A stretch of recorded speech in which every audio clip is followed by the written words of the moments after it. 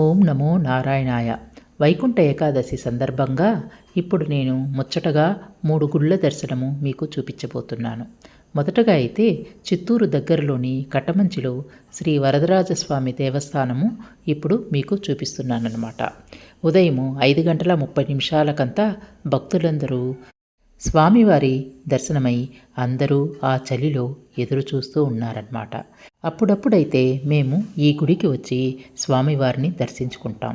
కానీ వైకుంఠ ఏకాదశి సందర్భంగా రావడమైతే ఇదే మొదటిసారి. సాధారణంగా అయితే భక్తులు స్వామివారి దర్శనార్థమై గుడి లోపలికి వెళతారు. కానీ ఇక్కడ స్వామివారు భక్తుల కోసమై ఆయనే పరుగు పరుగున గుడి తలుపులు తెరుచుకొని వస్తున్నారు. మనం మనసారా కనులారా స్వామివారిని దర్శించుకుందాం. చూస్తూ ఉండండి స్వామివారిని.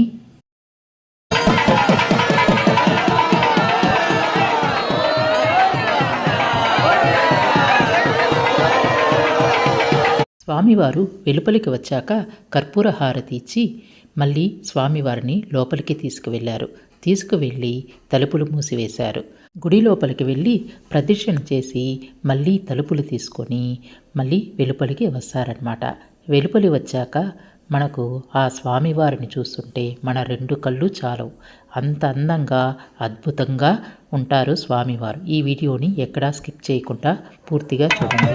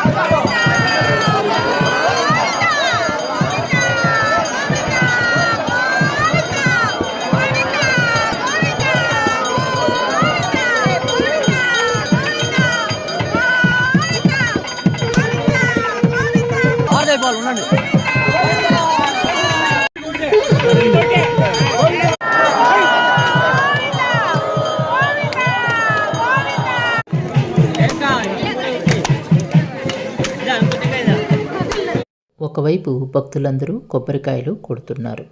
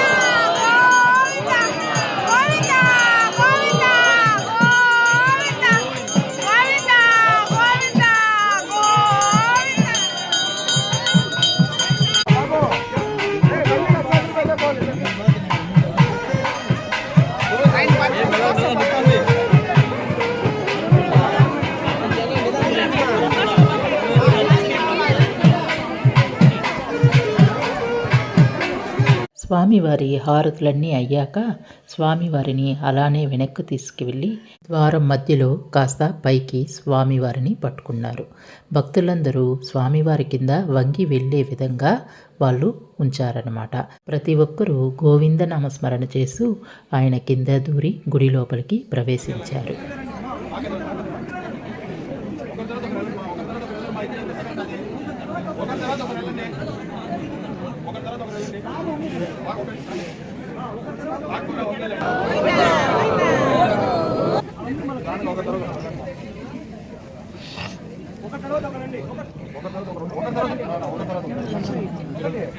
ఇప్పుడు నేను కూడా గోవిందనామ స్మరణ చేస్తూ స్వామివారి కింద దూరి గుడి లోపలికి ప్రవేశిస్తున్నాను.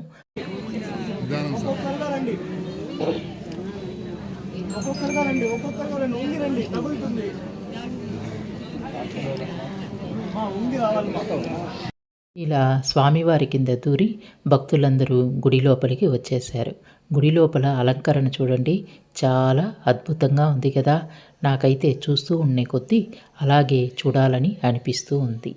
అలాగే ఒక పక్క ఓం నమో వెంకటేశాయ అని ఉందన్నమాట. అక్కడ భక్తులు ఎవరైనా దీపాలు పెట్టేకి అనువుగా కూడా కట్టారనమాట. చూడ్డానికైతే చాలా బాగుంది.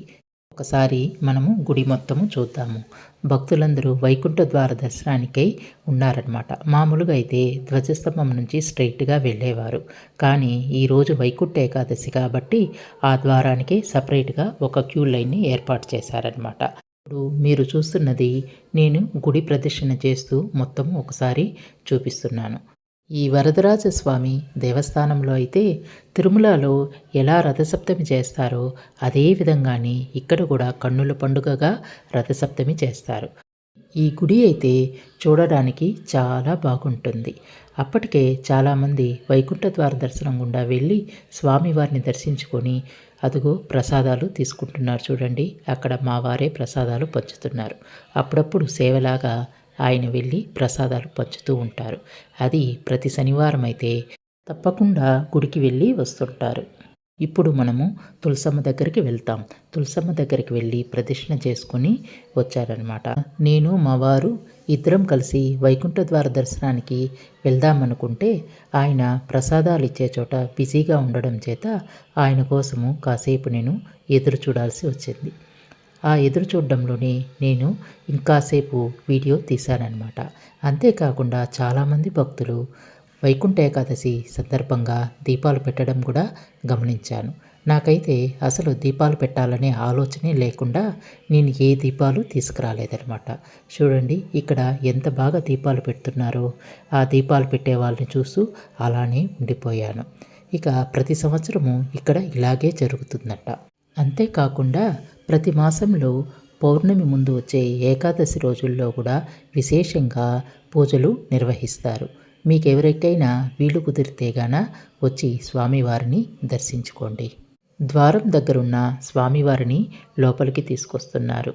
ఆయన్ని తీసుకొచ్చేది ఎంత ఆనందంగా ఆ భక్తులు మోస్తూ ఎంత ఊయలలాగా ఊగిస్తూ ఎంత బాగా తీసుకొస్తున్నారో మీరు పూర్తిగా ఈ వీడియోని చూడండి.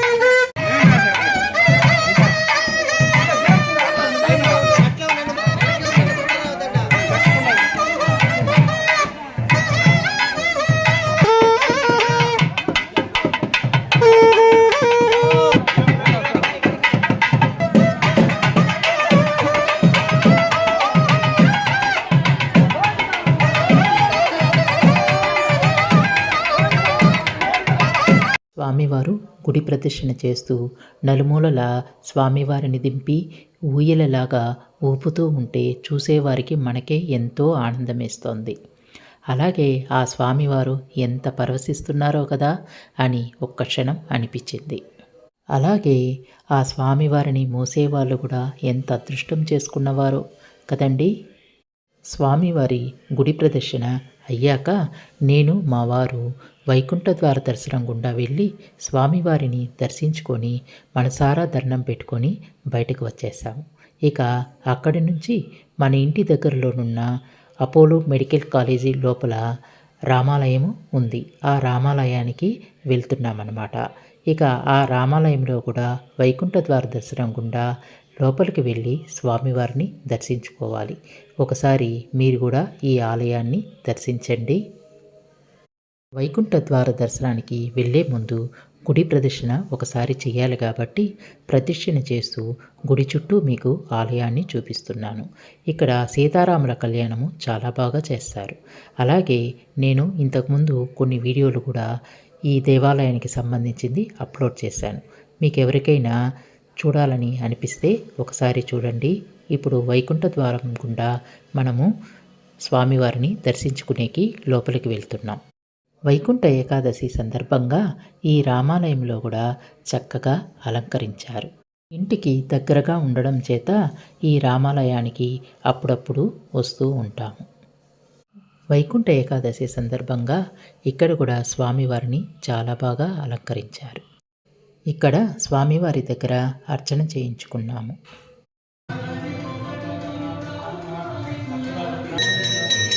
గోవింద గోవింద గోవింద గోవింద గోవింద గోవింద గోవింద గోవింద గోవింద. ఇక రామాలయంలో తీర్థప్రసాదాలు స్వీకరించి అక్కడే దగ్గరలోనున్న మురకంబట్టులోని కొత్తగా నిర్మిస్తున్న వెంకటేశ్వర స్వామి గుడికి వచ్చామన్నమాట. ఇక్కడ ఉన్న వెంకటేశ్వర స్వామి వారు కూడా చూడచక్కగా ఉంటారు. ఈయన వీడియో కూడా షార్ట్స్లో నేను అప్లోడ్ చేశాను. మేము వచ్చిన సమయానికి స్వామివారికి అభిషేకమంతా అయ్యి హారతులు ఇస్తున్నారు. ద్వారదర్శనం అయితే ఇంకా మొదలు పెట్టలేదు.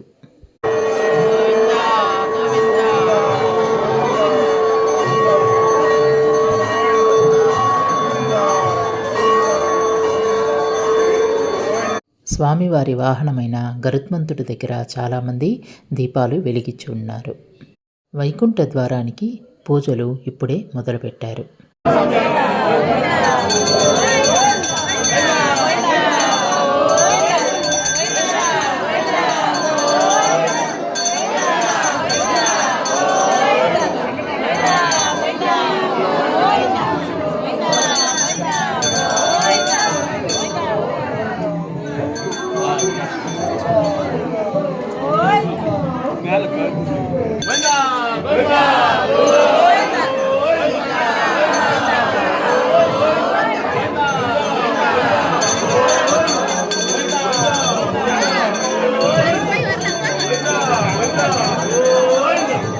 వైకుంఠ ద్వార దర్శనం పూజ పూర్తయ్యాక స్వామివారిని దర్శించుకొని ఒక్కొక్కరే వైకుంఠ ద్వార దర్శనానికి వెళ్తున్నారు.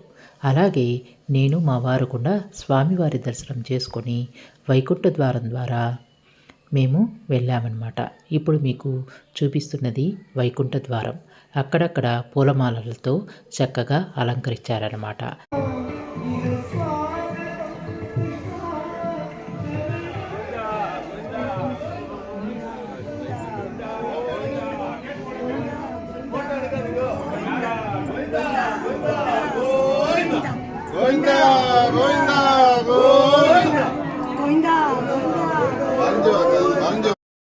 ఒకసారి వైకుంఠ ద్వారం చుట్టూ ప్రదక్షిణ చేసి వచ్చాక మళ్ళీ నాకు అనిపించింది ఇంకో 2 సార్లు వెళ్తే ముచ్చటగా 3 సార్లు వెళ్ళి రావచ్చనే ఉద్దేశంతో మళ్ళీ స్వామివారి దర్శనం చేసుకొని నేను మా వారు ముచ్చటగా మొత్తము 3 సార్లు వైకుంఠ ద్వార దర్శనమయ్యి స్వామిని మనసారా నమస్కరించి తీర్థప్రసాదాలు స్వీకరించాం.